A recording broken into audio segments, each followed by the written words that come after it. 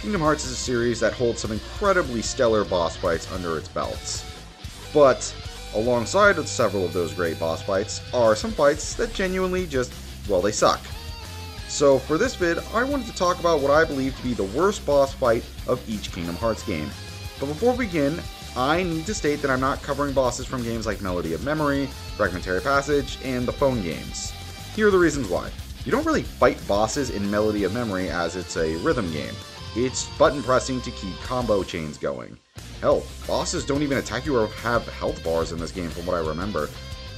Fragmentary Passage was an interesting game, and I did enjoy it, but it has like 3 bosses that are reused multiple times, and comparing 3 bosses that have little differences between them is kinda hard to do in all honesty, and I've never really touched the phone games, as I've never really liked playing games on a phone. So I'm sorry if I don't tear into those guys at all, and with that explanation out of the way, don't forget to like and subscribe, and with another shameless plug put in, let's get started.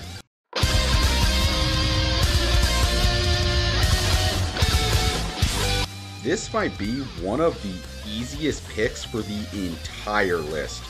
Trickmaster is infamous among many players for being one of the worst, if not the absolute worst boss in the whole series. And for very good reason. The first problem comes from how you fight him. The Trickmaster isn't like a lot of other bosses in the game. He can only be hurt by attacking his midsection. So it's basically a ton of jump and using the short early game 3-hit combo multiple times over and over, leading to a long and very tedious fight.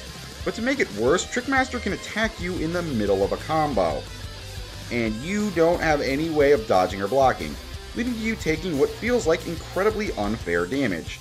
Even worse is when he lights his stupid juggling sticks on fire and shoots fireballs at you at this ridiculous level of range he has. The fight is brutal, tedious, and downright cruel considering how early it happens in the game. This is the 3rd boss!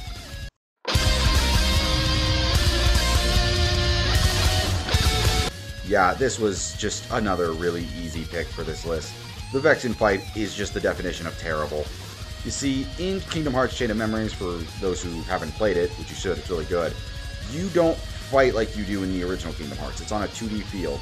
It's given a 3D field in Chain of Memories, so you have more area for combat, but no matter which one you pick, the fight is just bad.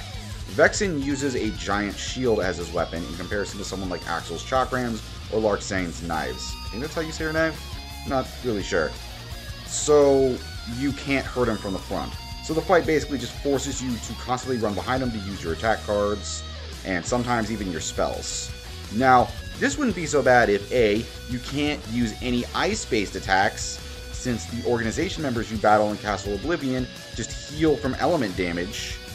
You also can't rely on Donald using magic, because there's a chance he'll just heal him with their magic. And B, Vexin uses a lot of really annoying distance-based attacks, keeping you from ever really getting close half the time. It's especially worse when you fight him in Twilight Town, because he uses this stupid Ice Needle attack that you either have to run away from or use a 0 card to break it, which you definitely should as it goes on for what feels like forever, alright? The battle is just an annoying, drawn-out snooze fest of a fight that will bore you as much as frustrate you. Oh yeah, and his boss card brings him back to life with half a health bar, which is, you know, real fun.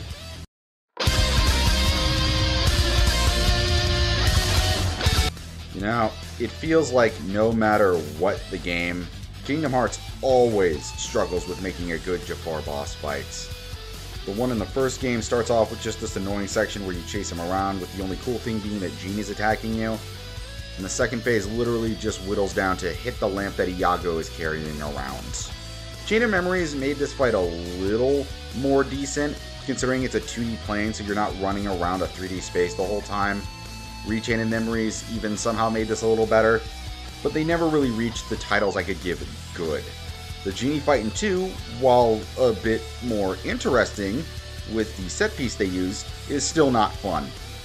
While the idea of flying around on carpet is, like I said before, a cool concept for a boss fight, it also takes away so much of the fun combat mobility that made several of the other boss fights fun. You also don't get access to any drive forms or your limits, which locks away some of the best combat options in the game. But the absolute worst part is just how boring this fight gets. It's just Jafar throwing building and casting some magic every once in a while. For a battle against a supposedly all-powerful genie, it feels kind of pitiful how little it has you face.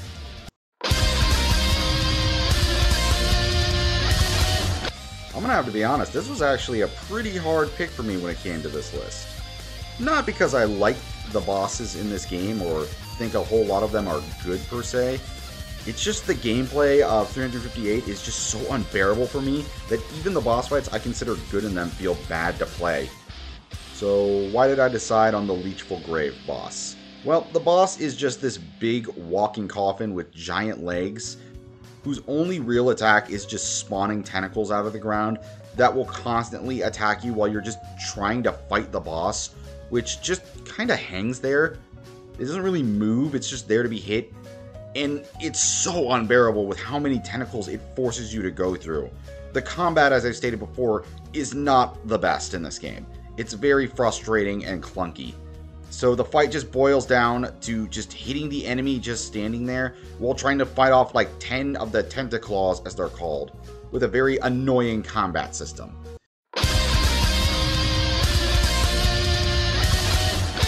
Alrighty, so next up on our little train ride of terrible, we have the Heartless Sora boss of Kingdom Hearts Recoded. Now, you might be asking, what makes this particular boss fight bad, Uncle Crimson?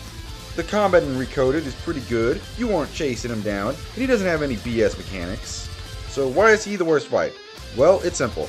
This fight is incredibly boring. The first fight is against its giant form, where he uses like 2 or 3 attacks the whole time that are all just really easy to dodge. And you can technically just beat this guy in what feels like 2 to 3 minutes. The second phase is a bit better, as he transforms into a shadow version of Sora, where he starts raining down crystals to attack you, and then you just beat him in the next week, but then something happens. You fight him again. This time, with some clones that make the fight an absolute clusterfuck to look at on a DS screen. And once you beat those guys, guess what? You fight him a 3rd time. Why 3 times, you ask? Well, if I could, I'd certainly tell you. The boss just goes on for way longer than it needs to, and I don't believe it's interesting enough in both design and combat to quantify it, essentially being the equivalent of 4 phases. Plus, I have a quick question. Why is it called Sora's Heartless? It's literally just a reskinned version of both the Darksider and Shadow Sora battle in the original Kingdom Hearts 1. Why even call it Sora's Heartless? We know what Sora's Heartless looks like. It just looks like a normal shadow. Sorry, that's just been living in my head rent-free ever since I started this video. It's been bugging the shit out of me. If anyone knows why, can you tell me, please? Even now, I still don't know.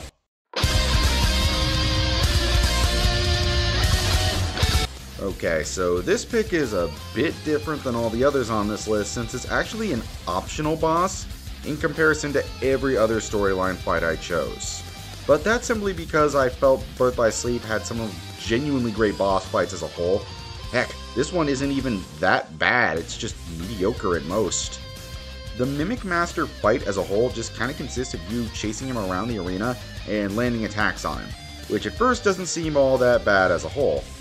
But the 2 main annoyances for this fight is that 1, he doesn't really have any moments where he takes any hit stun, so he can just up and end your combos and mess up your timing whenever he wants to.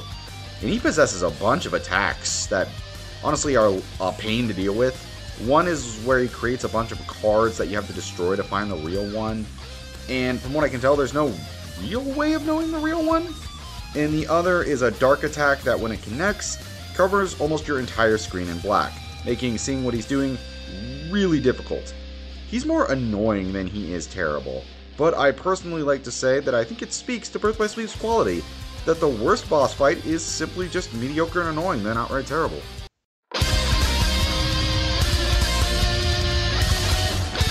So, I need to be honest. Despite really liking this game, I don't really have the most in-depth knowledge of Kingdom Hearts 3DS. It's not a matter of hating it. I just wasn't as super into this game as much as I was the likes of 2, Birth by Sleep, or even Chain of Memories. So I had to go through it again recently to kind of remember everything that happened. And I was actually able to find the boss that I thought was the worst pretty quickly. And that choice is Chernobog. Now, pretty much every boss in this game is handled in the classic Kingdom Hearts fashion. Use abilities, attack with combos, and try to rely on your useless teammates to help you for once in their worthless life. This fight is completely different.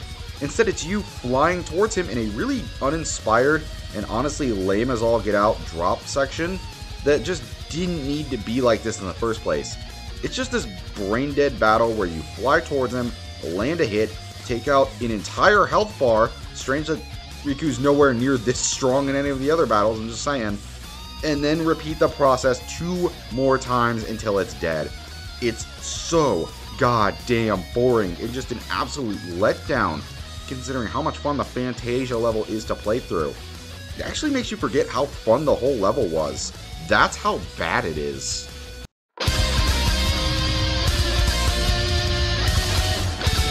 You know, despite the problems I have with Kingdom Hearts 3 as a whole, I definitely think it really did a great job with a lot of its bosses.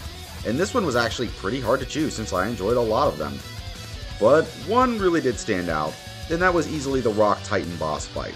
The fight in and of itself isn't bad as much as it is kind of basic, and it is actually kind of creative with the idea of the wall running sections, and the parts where you fight Heartless on your way up to the true boss fight.